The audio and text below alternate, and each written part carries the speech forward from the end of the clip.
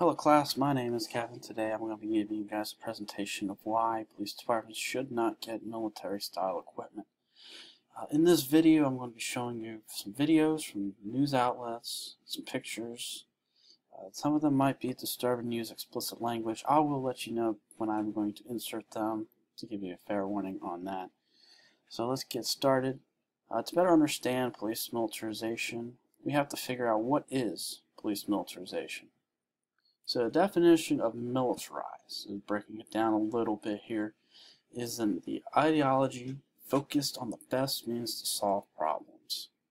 Basically, police departments are supposed to solve issues, day-to-day issues of Americans, and if they're going to be militarized, are they really solving or creating problems? Now, militarization is the process of arming, organizing, planning, training for, threatening, and sometimes the implement of violence. Again, police officers, police departments, their goal is to help the community solve crime and not cause widespread panic by the use of these weapons and equipment. Alright, so we're going to start with the background of how this issue came to light. So, first notable incident is in New York City, New York, in July of 2014.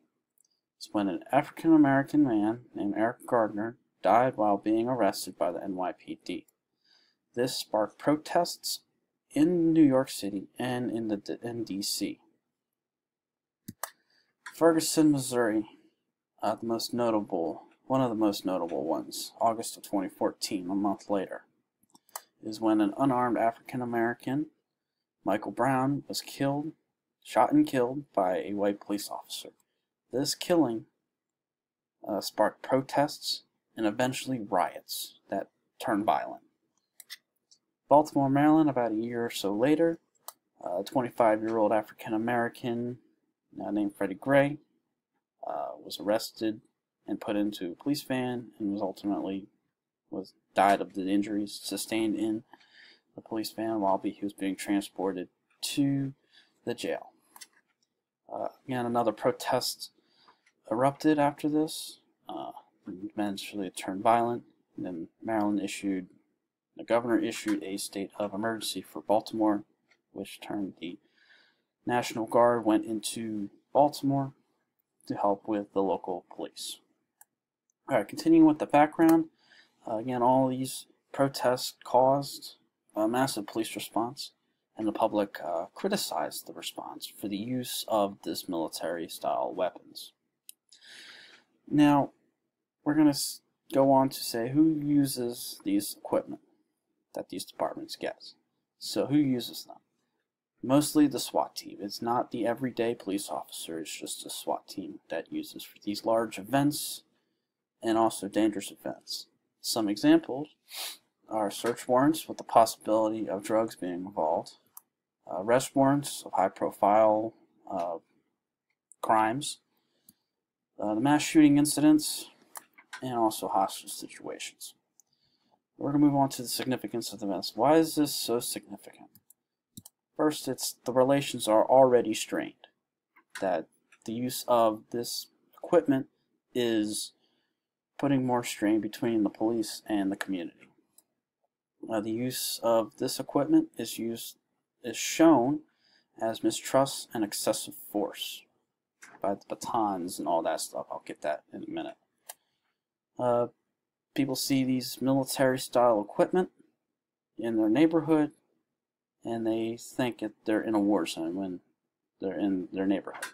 People think of this as, the wars being fought overseas and not in their neighborhoods. Also, it's also widely publicized through the media and through lawmakers. Alright, how do police departments get these kinds of equipment? There's a program called the National Defense Authorization Act, this portion was signed into law by President Bill Clinton in 1997. It's also known as the 1033 program. This program gave weapons and equipment transferred from the Department of Defense through a local police department free of charge to the department.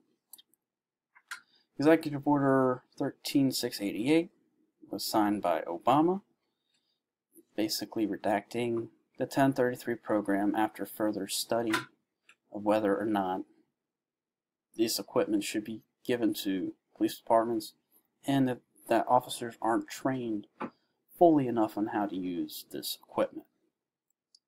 But however, in August of 2017, President Trump issued an executive order basically getting rid of the one issued by Obama and reinstating the program for local police departments. So what kind of equipment do police departments get is our next slide here. Basically is AR-15 carbine rifle. It's commonly used with the U.S. military and the like.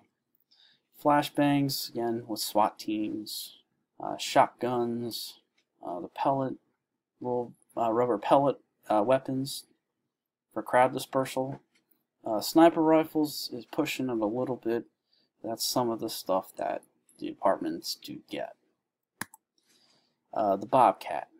Well, it's the armored truck. You know, there's a picture of it on the next slide that will show what a Bobcat is. And also the tactical armor, which will be on the next slide as well. So the next two slides, before I move on, are of the tactical equipment that they are given, and also a picture of the Bobcat.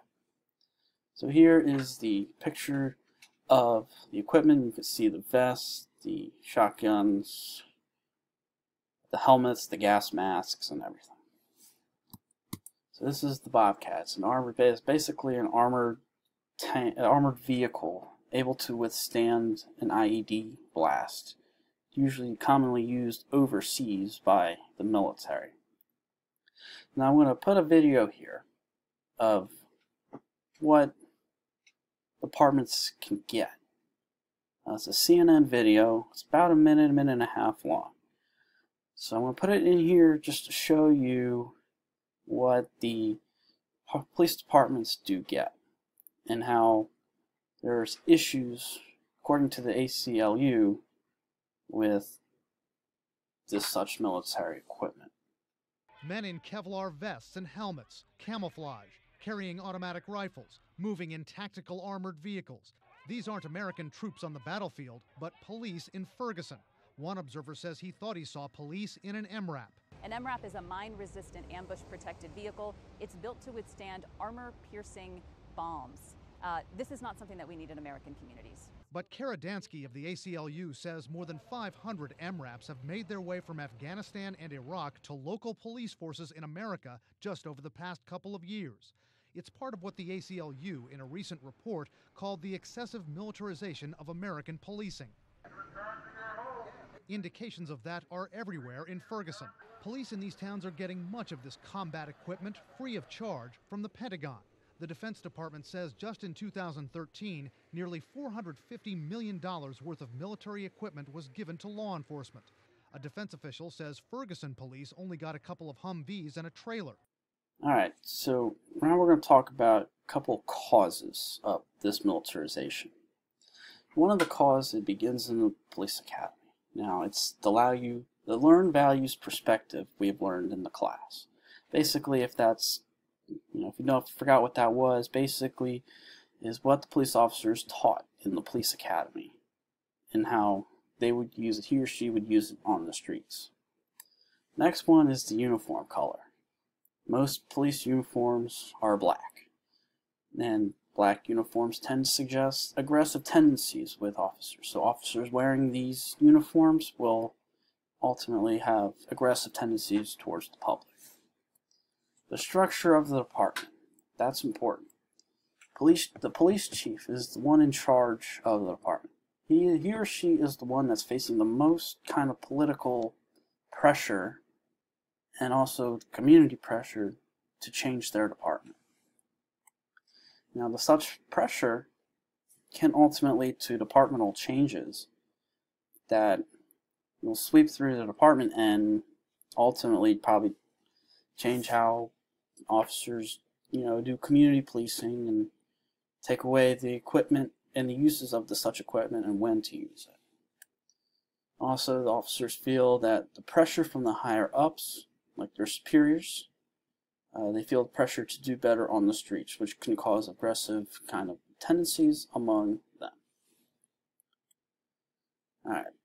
Officers, again, are told differently by their superiors what to do, and that contradicts what they learned in the academy.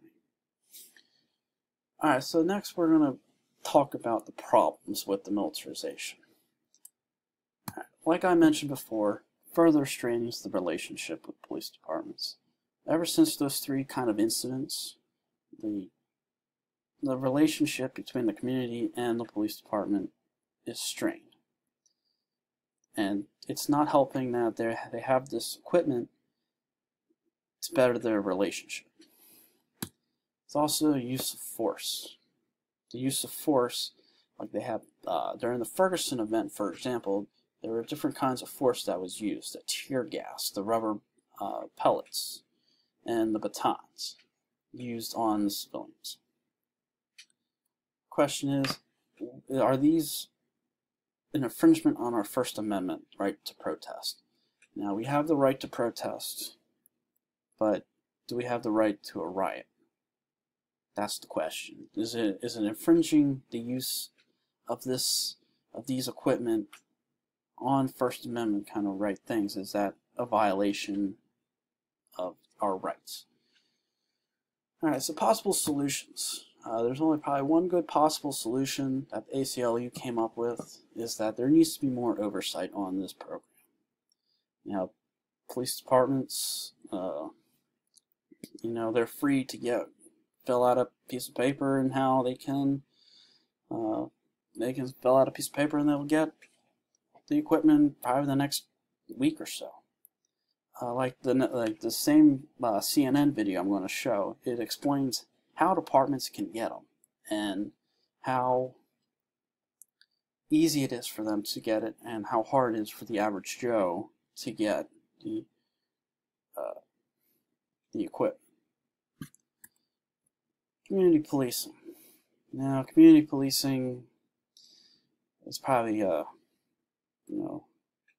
easy one for every solution for these topics, but like I said, these equipment is not used on a day-to-day basis. It's just used for those SWAT teams.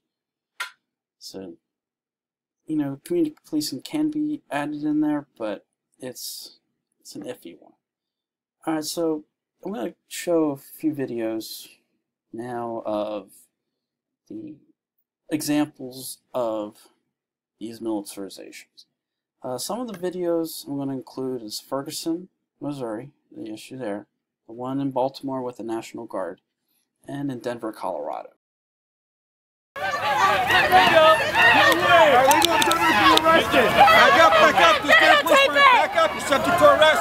Back up, this guy police department, back up, you're subject to arrest. You sons of bitches! Back up, video, back!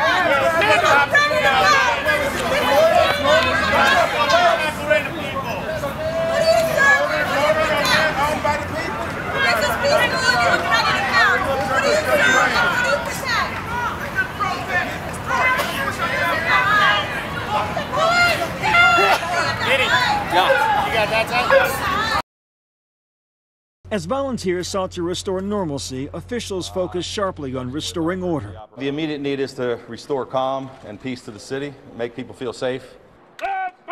The governor activating 1,700 National Guard troops who will enforce the city's 10 p.m. to 5 a.m. curfew.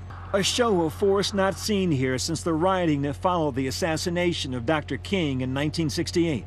Alright, so that concludes the end of the presentation. If you have any questions, I'd be happy to answer those in their discussion posts. Feel free to ask it, comment, question about what you have here. And here are my sources for the videos and my additional sources.